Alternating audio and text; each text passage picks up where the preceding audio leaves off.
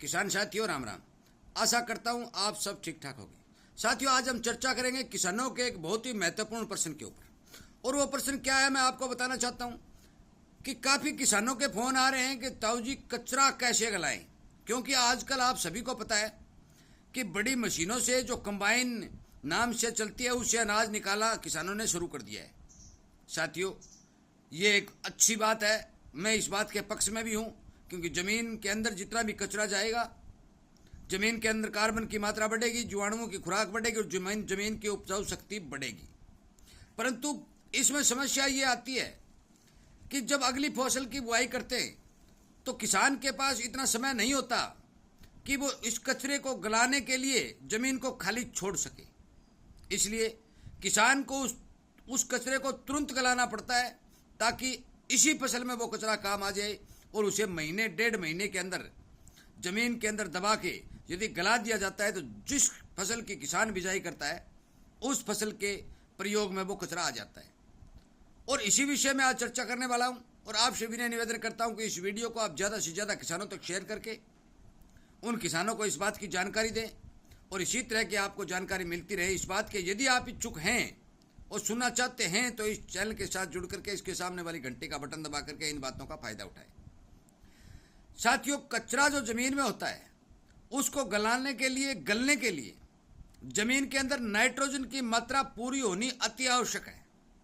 ये बात आप गांठ बांध लें, जिस ज़मीन के अंदर नाइट्रोजन की मात्रा कम होगी कचरा उतना ही ज़्यादा देरी से गलेगा, और यदि नाइट्रोजन की मात्रा पूरी होगी तो मान के चलो कि कचरा ज़्यादा से ज़्यादा 60 दिन के अंदर गल सड़ के तैयार हो जाएगा और उसी फसल को काम आ जाएगा जिस फसल में कि आप बिजाई कर रहे हैं। तो सवाल ये उठता है कि हम इस कचरे को 60 दिन में गलाएं कैसे।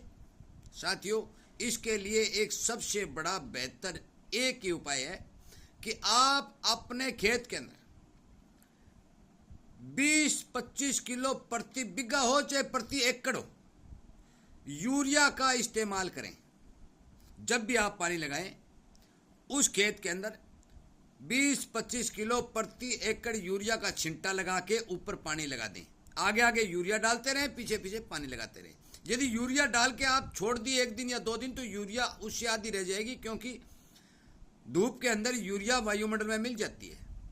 तो कृपया करके यूरिया को खाली खेत के अंदर ज़्यादा समय न पड़ा रहने दें और उसके साथ साथ पानी लगाते रहें ताकि अधिकतर यूरिया ज़मीन में काम आ सके।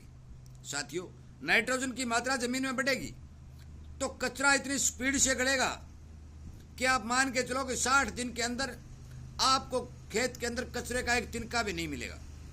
इसलिए कृपया करके इस प्रयोग को जरूर करें।